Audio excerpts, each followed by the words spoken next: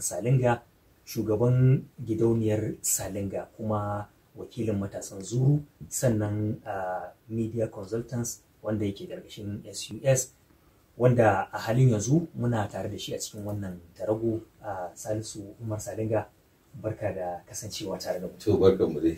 Ya aka ji da gidauniya? To alhamdulillah gashi muna ta fafatawa. To wannan haka yake, ga ka cikin wannan tarago. Kuma na san masu kallon mu za su so su ji makasudin ita wannan gidauniya ta Salinga. To alhamdulillah ina gode ma Allah subhanahu wataala da ya ba ku dama har kuka shigo wannan tarago, domin na ga taragon suna da yawa. Haka. Kuma ga ni a tarago na tsakiya kuma ga al'umma da dama, amma ka tsallake na ka zo na a gefe. Dan na so a ce kana cikin taragon farko ko na kusa da na farko. To ai ticket ina ya nuna mu ina tarago na tsakiya.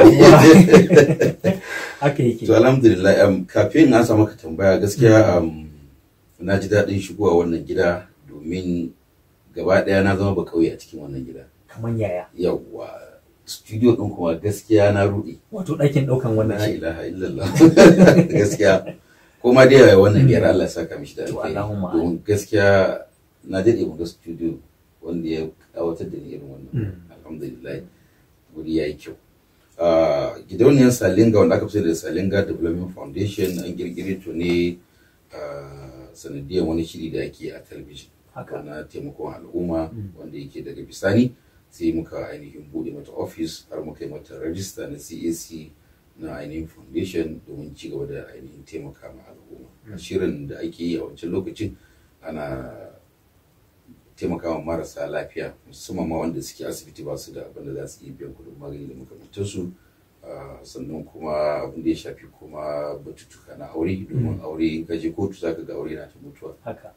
To sanadiyar wancan shirin sai muka ga akwai ƙwararru wanda suke sun san abubuwa da yake ya shafi zamantakewa na auratayya.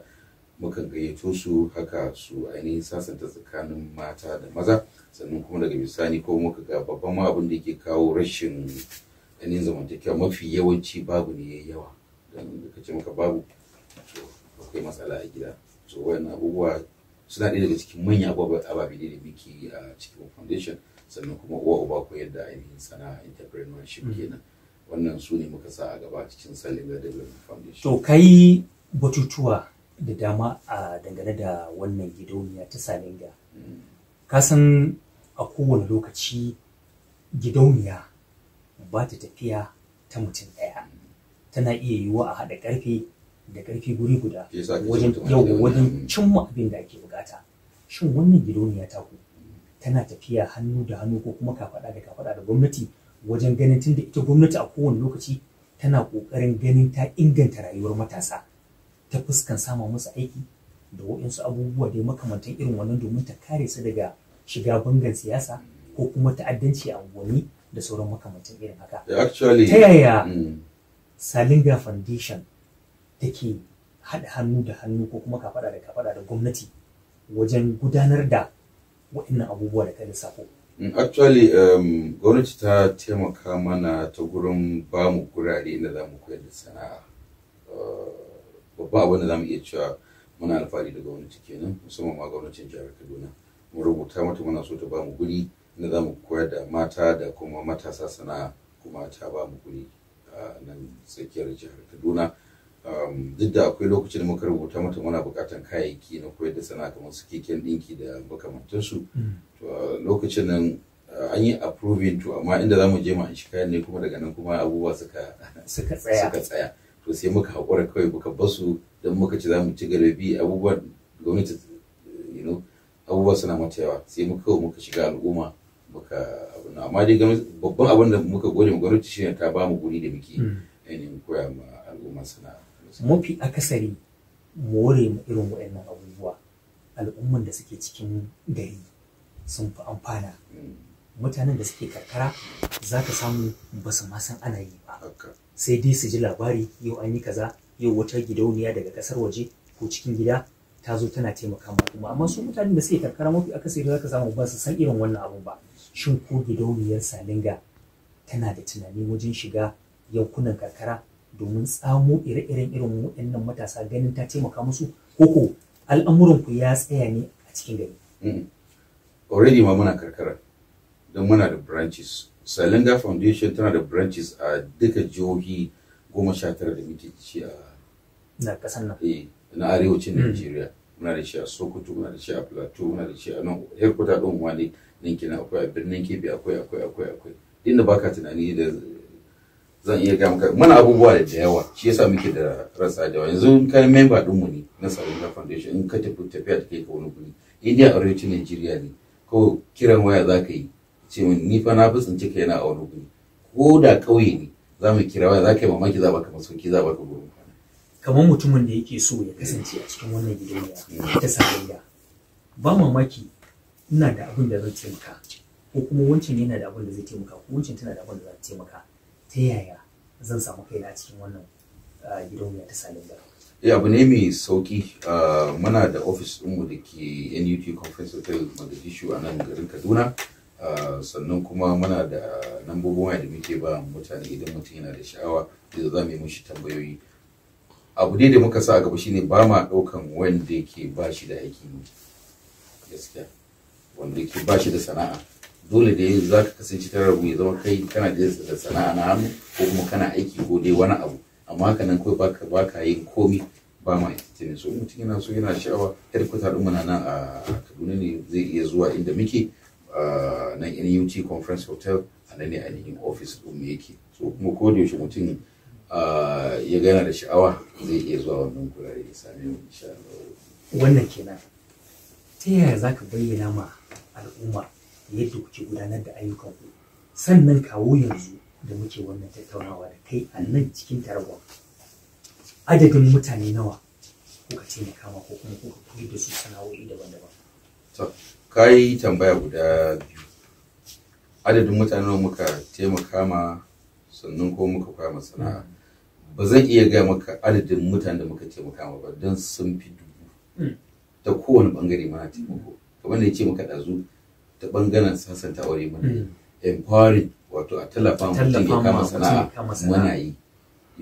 In aka zalunce ka zo wurin mu muna bi maka haƙinka muna abubuwa da dama. Sana'a kuma gaskiya mutanen muka koya masu sana'a sun fi 3,000 a faɗin Najeriya ba wai a Kaduna ba.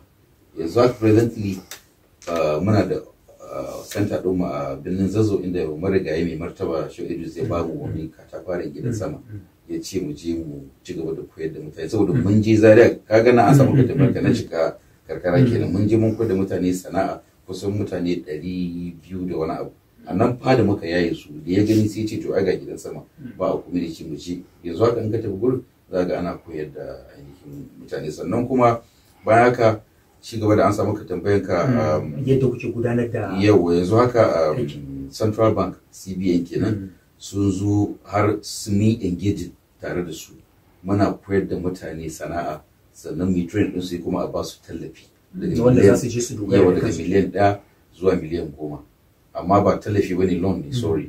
Wato idan aka baka akwai wani adadin lokaci da zaka iya mai da wannan kuɗin shekara 7 ne to aka baka ai wannan ba karamin to in ba dai mutum wasa zai yi ba to kuma ana tabbatar maka a nan jihar Kaduna kadai ina jin nayi ma mutane fiye da 500 training a cikin 500 ina akalla 100 da wani abu sun samu wannan loan din wayan sun bude gidan biredi wayan sun bude gidan blog wayan kuma sun fada da harkan poultry da fishery da maka kuma yanzu har yanzu ana wannan program din ba wai an daina bane is ongoing program har yanzu ana yi zuwa yanzu wani irin kalubale gidauniyar Salinga take fuskanta? Babban kalubale da muke fuskanta shine gwamnati duk da an san foundation suna da yawa gwamnati tana iyakacin kokari amma ire-iren foundation din da gwamnati za ta dan ba mu little push to da za mu yi fiye da abin da muke gaskiya to amma ba mu da wannan ko da rubuta kuna buƙatar da ita gwamnati ta dan ƙara shigowa ciki domin komai na ku ko bata ba mu kuɗi ba ta ba mu wani guri na dindindin sannan kuma ta wadata mu da kayan aiki to ko za ta ga aiki. Wani irin abu ne yanzu idan gidauniyar Salinga ta duba a baya da yanzu za ta yi alfahari da shi ta san cewa lalle gidauniyar Salinga ta cimma wani matsaya ko da bata kai duka ba. Muna da su da yawa bari baka misali guda ɗaya akwai wata baiwa Allah da mijinta ya rasu a Rigasa ibrata da yara 9. A cikin yara 9 nan babban yashi makauniya ce, sai aka waye gari cikin ramin ubangiji ruwa ya rusa gidan.